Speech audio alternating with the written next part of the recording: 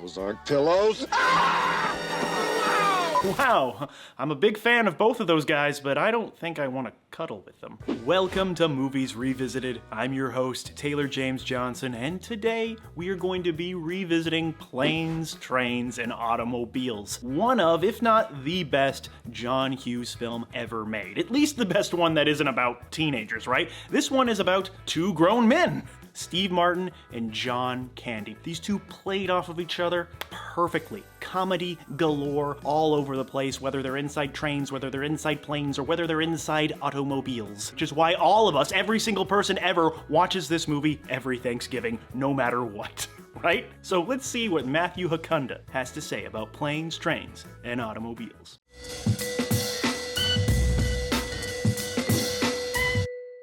Hey there, and welcome back to John Hughes Revisited. This week, we're taking a look back at one of Hughes' famous road trip comedies. Nope, it's not National Lampoon's Vacation. Well, up and at 'em. It's the Thanksgiving classic, Planes, Trains, and Automobiles. John Hughes is back pulling triple duty as the producer, writer, and director of this timeless masterpiece, and his first real attempt at a holiday movie. Steve Martin and John Candy headline this holiday comedy about an odd couple who embark on a 3-day cross-country odyssey to get Martin's character home to Chicago in time for Thanksgiving Day. While these two actors make for quite the perfect pairing, their characters are on wildly different ends of the personality spectrum. Is this a coincidence or what? Have a seat. According to Hughes, he was inspired to write the script after having a similar experience himself while on an actual flight from New York to Chicago. Like the film, his flight was diverted to Wichita, Kansas, and it took him 5 days to return home. Naturally, like any of Hughes' screenplays, he wrote the first draft in only 3 days. It took me 2.5 years to write Roxanne. It took me 3 days to write Planes, Trains, and Automobiles. 4, or did it go into 5? At this point in his career, Hughes' average writing time for a screenplay was about 3 to 5 days, with 20-something rewrites by the end. So thanks for making us all feel like even bigger pieces of shit, John. This is the fastest writer in the world. As we mentioned before, the film stars Steve Martin as Neil Page, a tightly wound marketing executive. Martin was convinced to join the production after reading 2 of his favorite scenes from the script: the seat adjustment in the car, along with the F-bomb tirade at the car rental desk. How may I help you? You can start by wiping that fucking dumbass smile off your rosy fucking cheeks. Martin's co-star, John Candy, plays Del Griffith, American Light and Fixture, Director of Sales, Shower Curtain Ring Division.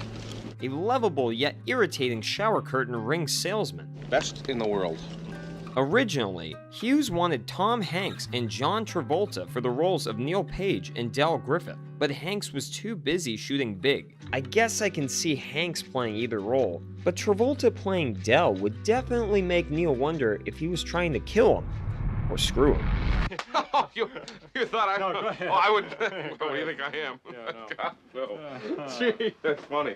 That's funny. As for Travolta, Paramount execs did not want him in the film because he was considered box office poison at the time. Rick Moranis was also considered for Neil, while John Goodman was considered for Del. Layla Robbins plays Neil's wife Susan Page, who was actually 13 years younger than Martin in real life. The incredible Michael McKean also shows up playing a state trooper. He receives 4th billing despite only appearing in one scene for about 90 seconds. His role was actually supposed to be much longer, as his character was intended to provide additional exposition.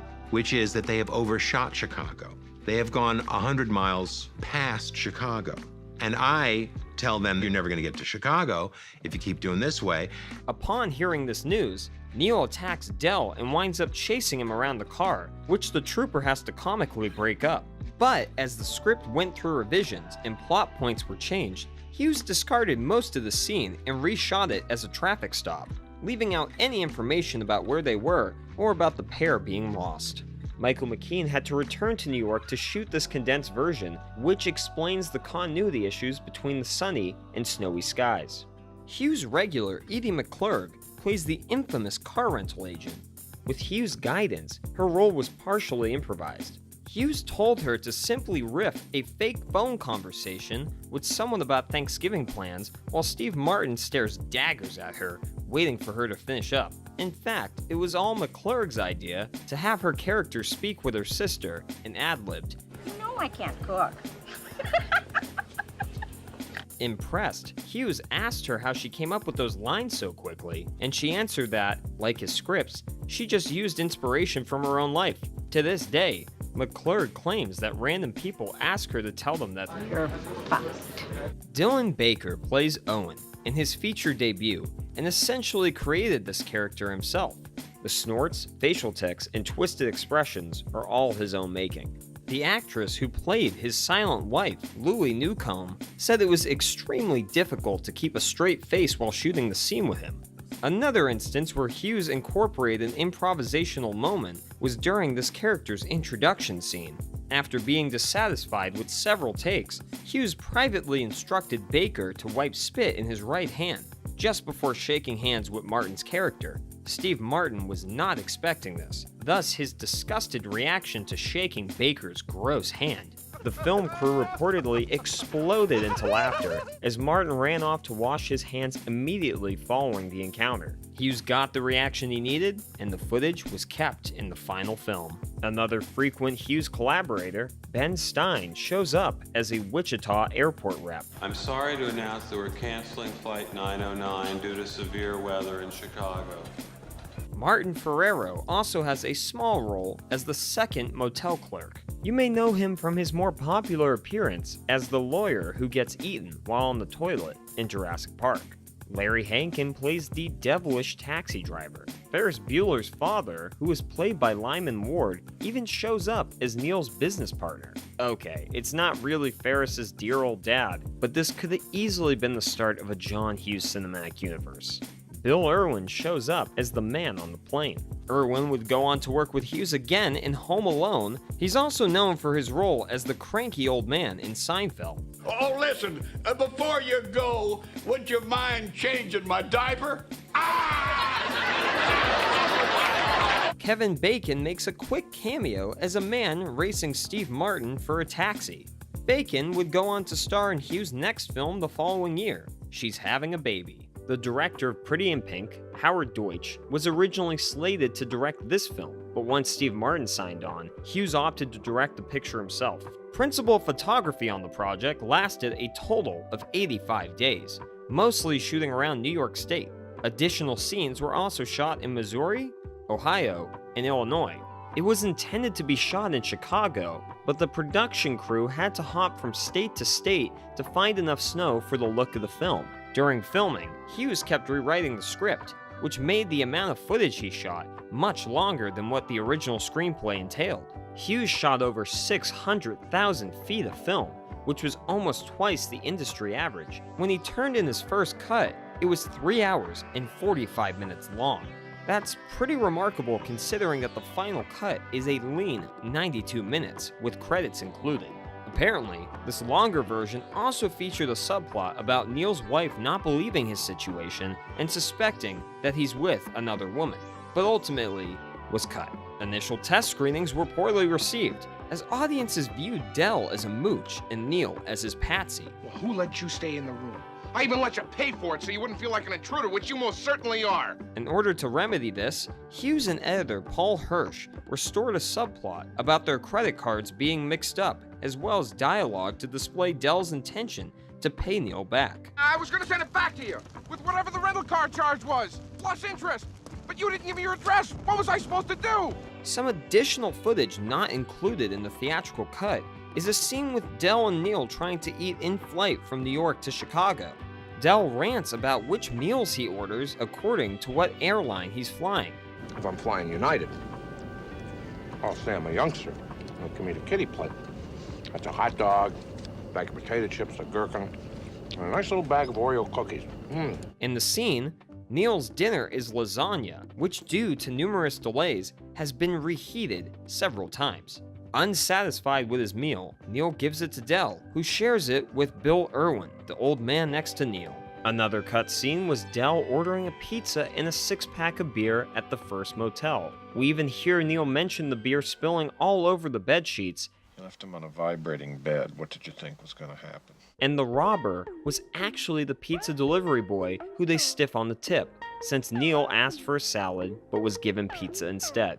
Other deleted scenes featured the pair heading to a strip club to find a phone after their car catches fire. Del doing an impression of Elvis Presley by singing into his hairbrush, and Neil punching Del in the face after he mentions not having bought insurance for the rental car they destroyed, which is why he has a black eye towards the end of the film. Lastly, there was a different version of the ending where Del follows Neil all the way home, but Hughes decided in post-production that Candy's character would finally take the hint and let Neil return home alone, before Neil has a change of heart. The footage used of Neil on the Chicago train was shot in between takes without Martin knowing. Hughes thought Martin had a beautiful expression in that unguarded moment, and it works wonders in the final film. According to Hirsch, a 2-hour version of the movie still exists, but he doesn't know where it is, and most of it has probably deteriorated by now. Neil's house was also a set built entirely from scratch, consisting of 7 rooms and taking about 5 months to complete.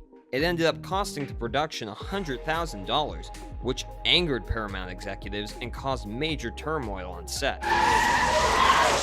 The exterior of the rental car was designed to resemble that of the Griswold station wagon from another of Hughes' previous productions. For that infamous rent-a-car sequence, no transportation company wanted to appear inept or deficient in any manner, so crews constructed a set that mimicked an airline terminal, designed a rent-a-car company logo and uniforms, and rented 250 cars to pull off that sequence. The film was released theatrically on November 25, 1987, appropriately the day before Thanksgiving of that year, finishing in 3rd place for its opening weekend. By the end of its box office run, Planes, Trains, and Automobiles grossed just shy of $50 million worldwide against a budget of $15 million. The film was lavished with praise, with many critics commending Hughes for branching out from teen comedies, as well as the acclaimed performances of both Candy and Martin. The soundtrack is less eclectic than previous Hughes films, with it featuring a mix of rock and roll, country, pop, and folk music. One of my favorite sequences makes extensive use of the song Mess Around, performed by the great Ray Charles. Everybody here's gonna have some fun doing the mess around. They're doing the mess around.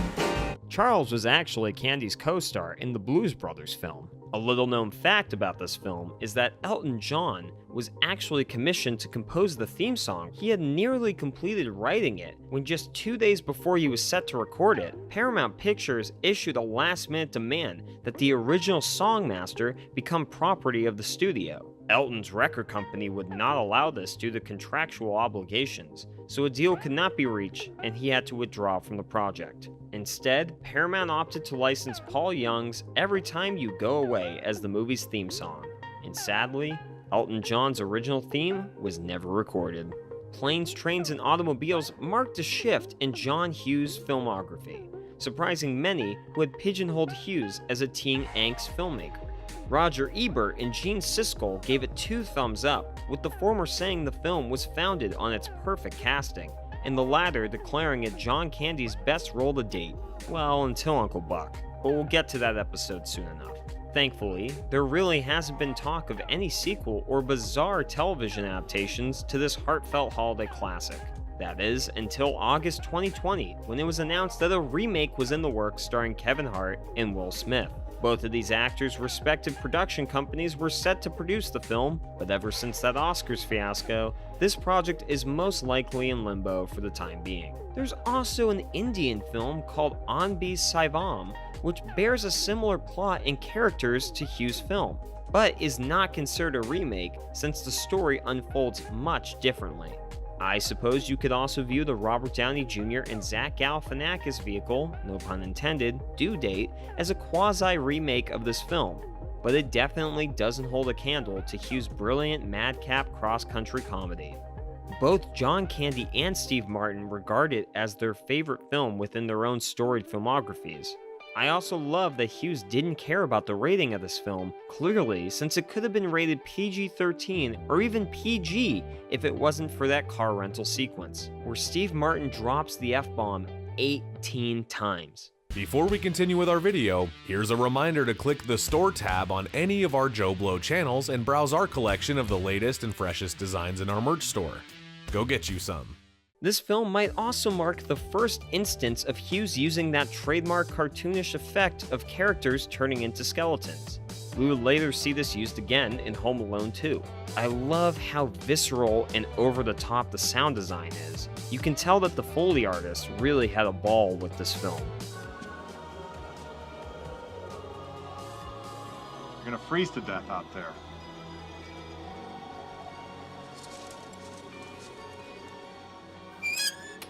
I mean, who wouldn't? It's chock full of excellent character moments. I like me. And memorable dialogue that is quoted to this very day. Wiping that dumbass smile off your rosy cheeks. I really can't stop gushing about this film. I love watching it any time of the year, but especially around Thanksgiving. There's really not that many films that can be considered Thanksgiving movies, and I'm someone who even counts the original Spider-Man film as one of those. I think what works for this film is that it's not centered on the holiday itself, but rather on the attempt to get home in time for the holiday. That's it. That's the goal. And boy, what a ride it is, thanks to the match made in comedy heaven that is Steve Martin and John Candy. If there's any deeper meaning we can take away from this film, it's that even though we may live clashing lifestyles, we can all come to the realization that despite our differences, we're all just human in the end. That's why this warm conclusion really elevates the film, as it finally clicks for Neil about Dell's tragic backstory, so he invites his less fortunate friend home for dinner with his family. And isn't that what the holidays are all about? And on that note, I award Planes, Trains, and Automobiles 5 out of 5 turkeys. And as always, thanks for watching.